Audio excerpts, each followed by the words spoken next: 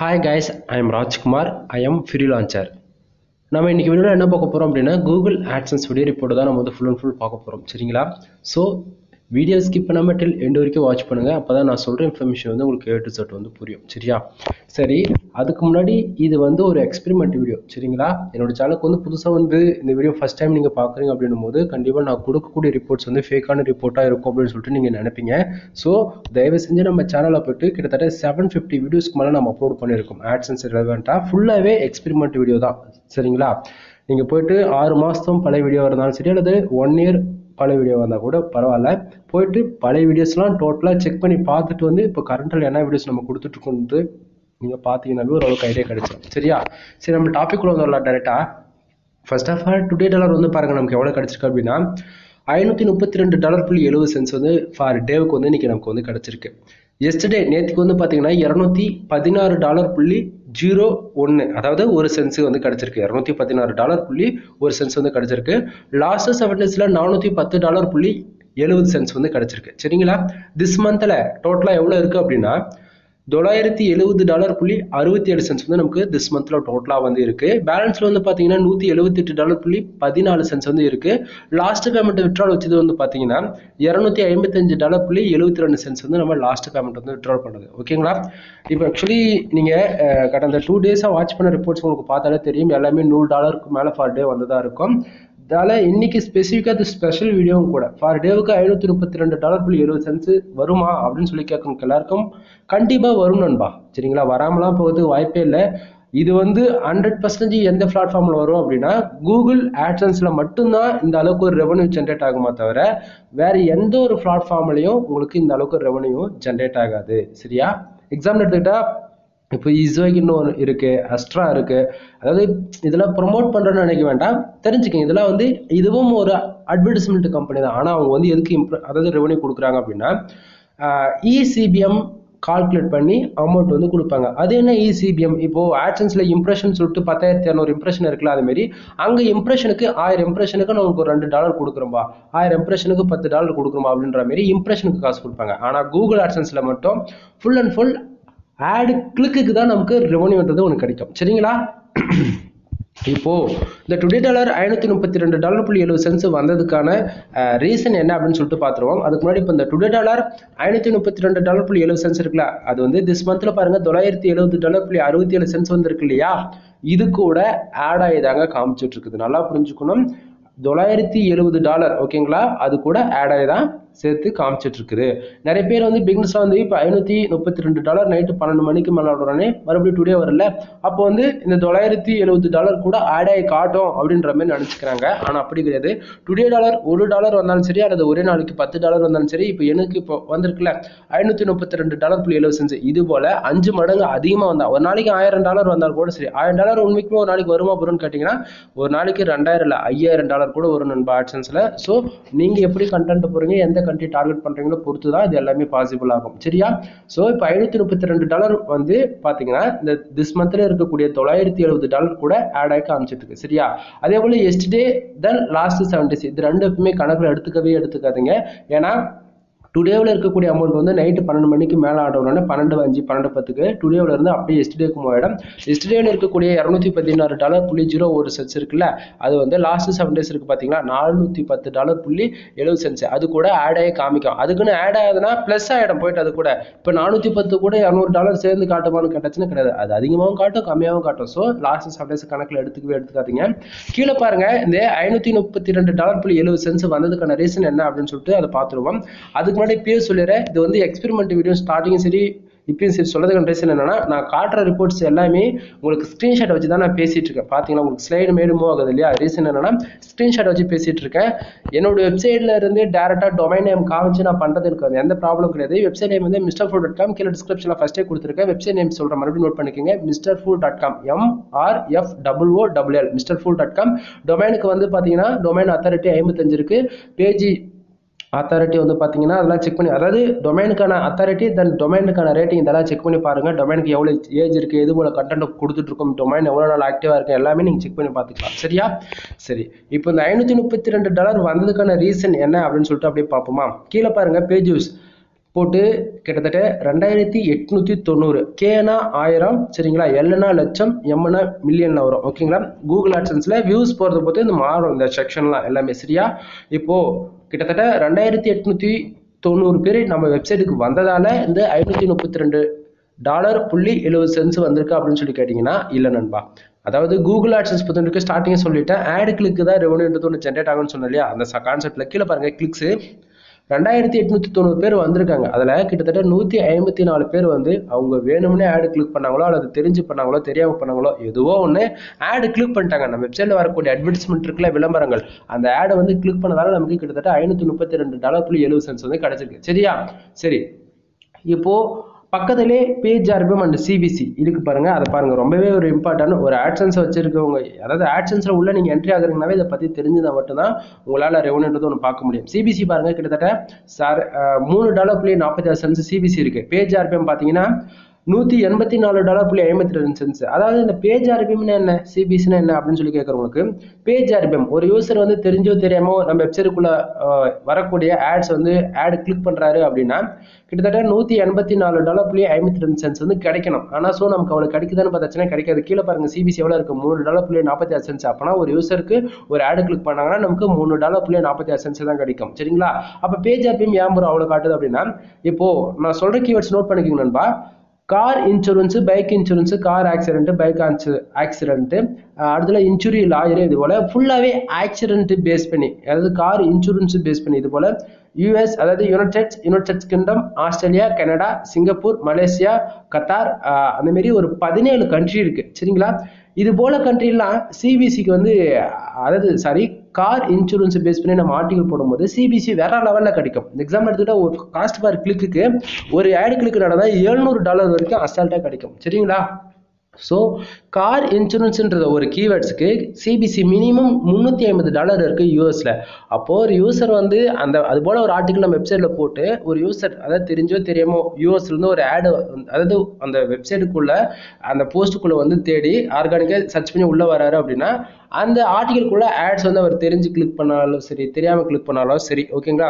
Sometime அப்போ பர்டிகுலரா ஒரு இன்சூரன்ஸ் பேஸ் பண்ண ஒரு ஆர்டிகல் உள்ள என்ட்ரி ஆகிட்டு வேற ஏதோ ஒரு ரிலேட்டிவ் போஸ்ட் அந்த மாதிரி ஏதோ ஒரு வேற ஆர்டிகல் போயிட்டு வேற ஆடு கிளிக் பண்ணாருன்னு போது, அதாவது ஆல்ரெடி சிபிசி $350 இருக்குன்னு நமக்கு தெரிஞ்சு வச்சு சம்டைம் அதுல இருந்து ஒரு 50-50 கூட கிடைக்காது $150. அந்த கான்செப்ட்ல ஓவராலா தான் இந்த பேஜ் ஆர்பிஎம் காட்டும் நம்ம வெப்சைட்டுக்குள்ள. அது இல்லாம பர்டிகுலரா எந்த ஆர்டிகளுக்கு அதிகமான டிராபிக் போதோ, எந்த ஆர்டிகளுக்கு அதாவது ஒரு ஆர்டிகளுக்கு 2-3 ஆடுகளுக்கு தொடர்ந்து நடந்துட்டாலே அந்த பர்டிகுலர் பேஜுக்கான சிபிசி அது ஆட்டோமேட்டிக்கா ஓரளவுக்கு நியூட்ரலைஸ் பண்ணி காட்டும். அது இல்லாம கூகுள் ஆட்சன்ஸ் பொறுத்த வரைக்கும் ஒவ்வொரு 1 ஹவருக்கு ஒரு டைம் அப்டேட் ஆகிட்டே இருக்கும். இப்போ பேஜ் ஆர்பிஎம் வந்து $184.52 வந்துருக்குல்ல, இது வந்து அடுத்த 1 ஹவர்ல $500 மாறலாம். அது எந்த ஒரு இதுவும் இல்லை சரிங்களா. ஸோ அது ஒவ்வொருத்தருடைய ஆட்சன்ஸ் அக்கௌண்ட்டுக்குமே இது மாறும் ஓகேவா. தென் பக்கத்திலே இம்ப்ரெஷன் வந்து பாருங்க, கிட்டத்தட்ட 2890 பேர் வந்திருக்காங்கல்ல. இந்த 2890 பேர் நம்ம வெப்சைட்டுக்குள்ள என்ட்ரி ஆயிருக்காங்க. அதுக்கு 10,200 இம்ப்ரெஷன் வந்து கிடைச்சிருக்கு நண்பா. அதாவது இந்த இம்ப்ரெஷன் ஏன் வருது, எதுக்காக வருது அப்படின்னா, இப்போ தெரிஞ்சோ தெரியாம நமக்கு ஏதோ ஒரு ரிசல்ட் தேவைப்படுது, அதுக்காக நம்ம வந்து கூகுள்ல ஒரு ரிசல்ட், அதாவது சர்ச் பண்றோம் ஏதோ ஒரு கீவேர்ட்ஸ்க்கு. இப்போ எக்ஸாம்பிள் எடுத்துட்டு வெட்டிங் ஃபிளெக்ஸ் பேனர் இப்படின்னு போட்டோம்னா, இப்போ Mrfull.com என்னோட வெப்சைட் ஃபர்ஸ்டே வருதுன்னா வச்சுக்கோங்களேன். அப்போ அந்த வெப்சைட்டுக்குள்ள போறீங்க, நீங்க என்ன பண்றீங்க, அதாவது போட்டோகிராஃபி ஃபீல்டில் இருக்கிறவங்க யாரா இருந்தாலும் சரி, கண்டிப்பா நமக்கு தேவையா இருக்கிற ஃபைல்ஸ் வேணுன்ற அளவுக்கு அந்த வெப்சைட்ல போய் இருக்கா அப்படின்னு சொல்லிட்டு நம்ம தேடி பார்ப்போம். ஸோ அப்படின்னும் போது அவர் வந்து என்ன பண்ணுவார், 1லேருந்து ஒரு 5 நிமிஷம் வரைக்கும் உள்ள இருப்பாரு. ஆனா இப்போ நமக்கு தேவையில்லாத இன்ஃபர்மேஷன் அந்த வெப்சைட்டுக்குள்ள போய் பார்க்குறோம், இன்ஃபர்மேஷன் எதுவுமே இல்லை அப்படின்னும் போது நம்ம என்ன பண்ணுவோம், டக்குன்னு உள்ள போனோம், அடுத்த ஒரு 5 செகண்ட்ஸ்க்குள்ளே வெளியே வந்துடும் இல்லையா. அந்த கான்செப்ட்ல தான் நம்ம வெப்சைட்டுக்குள்ள நம்ம எவ்வளவு நேரம் இருக்காங்களோ, அதாவது நமக்கு நம்ம வெப்சைட்டுக்கு இப்போ எவ்வளவு சொல்றது 2890 பேர் வந்திருக்காங்க நம்ம வெப்சைட்டுக்குள்ள. அந்த 2890 பேரும் அவங்க 1 நிமிஷம் இருந்திருக்கலாம், 2 நிமிஷம் இருந்திருக்கலாம், ஒரு சிலர் 10 செகண்ட் இருந்திருக்கலாம், ஒரு சிலர் அந்த எப்படி சொல்றது உள்ள வந்து உடனே வெளியே போயிருக்கலாம். அப்படின்ற மாதிரி ஏகப்பட்டது ரீசன் இருக்கு இல்லையா. அதுல அவங்க எவ்வளவு நேரம் இருக்காங்களோ அதை பொறுத்து இந்த இம்ப்ரெஷன்ன்றது கவுண்டிங் ஆகும். தென் இது மூலியமா ரெவன்யூன்றது ஒன்று ஜென்ரேட் ஆகாது, பேஜ் யூஸ்க்கும் இம்ப்ரெஷனுக்கும் ஜென்ரேட் ஆகாது. பட் ஆனால் அக்டோபர்ல இருந்து நாங்க இம்ப்ரெஷனுக்கே ரெவன்யூ கொடுக்குறோம் அப்படின்னு சொல்லிட்டு கூகுள் ஆட்சன்ஸ்ல அஃபிஷியலாவே அனௌன்ஸ்மெண்ட் வந்திருக்கு. அது லான்ச் ஆயிடுச்சு அப்படின்னா அதை பத்தியும் நமக்கு, அதாவது இம்ப்ரெஷனுக்கு எவ்வளவு காசு வருது அப்படின்றத நான் சொல்றேன் சரியா. சரி, கீழே பேஜ் சிடிஆர் பாருங்க, 5.33% வந்திருக்கு. இப்போதைக்கு சைடு வந்து 100% சேஃப் ஜோன் இருக்கு நண்பா. இது ஏன் நான் சொல்றேன் அப்படின்னா, கூகுள் ஆட்சன்ஸ் பொறுத்த வரைக்கும் நமக்கு பேஜ் சிடிஆர் 10க்கு மேலே போகவே கூடாதுங்க. 10க்கு மேலே போயிடுச்சு அப்படின்னா நமக்கு வெப்சைட்டுக்கு கம்பல்சரி ஆட் லிமிட்ன்ற ப்ராப்ளம் வந்துடும். சரிங்களா?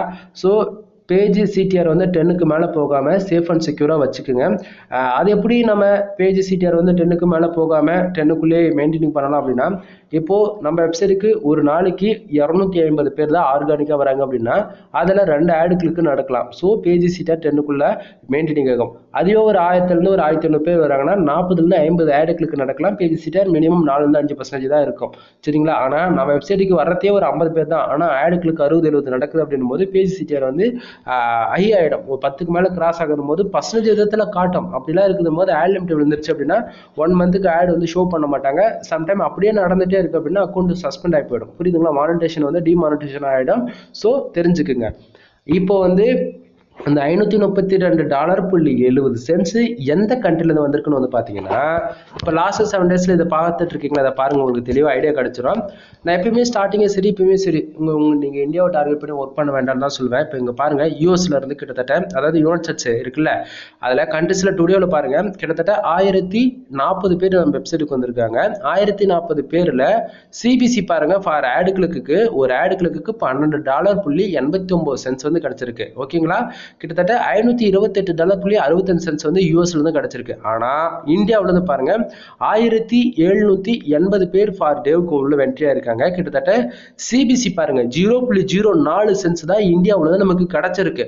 ஆனா வந்திருக்க ரெவன்யூ எவ்வளவுனா கிட்டத்தட்ட $3.95 இந்தியாவில இருந்து கிடைச்சிருக்கு.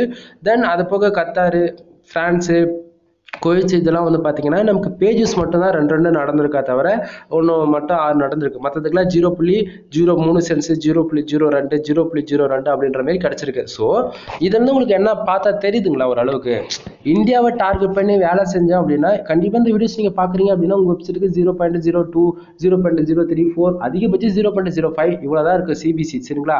சிபிசி நம்ம வெப்சைட்டுக்கு எந்த அளவுக்கு ஹையாக இருக்கோ அதை பொறுத்து தான் ரெவன்யூன்றது ஜென்ரேட் ஆகும். சரிங்களா? நீங்கள் வந்து சும்மா ஏதோ பேருக்கு நானும் ஆர்டிகல் போடுறேன், அதை பண்ணுறது யூஸ் பண்ணுறேன்னு சொல்லிட்டு டைம் யூஸ் பண்ணாமல் கரெக்டான கண்ட்ரியை டார்கெட் பண்ணி ஒர்க் பண்ணுங்க. இல்லை அதாவது இப்போ நான் சொல்கிற ரிப்போர்ட்லாம் உங்களுக்கு அப்பயுமே அன்சாட்டிஸ்ஃபைடாக இருக்குது அப்படின்னா மறுபடியும் சொல்கிறது என்னன்னா, தயவு செஞ்சு போய் சேனல் இருக்கக்கூடிய பழைய வீடியோஸ் எல்லாம் செக் பண்ணுங்க. அப்போ தான் உங்களுக்கு புரியும் எந்த கண்ட்ரி டார்கெட் பண்ணணும், எந்த ஆட் யூஸ் பண்ணணும், மேனுவலோட ஆட்டோட, தென் அதில் வந்து எந்த கீவேர்ட்ஸ் ஸ்கோர் பண்ணால் ரெவன்யூ ஜென்ரேட் ஆகும்னு சொல்லிட்டு உங்களுக்கு டீட்டெயில்டாக நான் வீடியோ கொடுத்துருக்கேன். ஸோ சைடை போய் ஒன் டைம் mrfood.com செக் பண்ணி பாருங்கள்.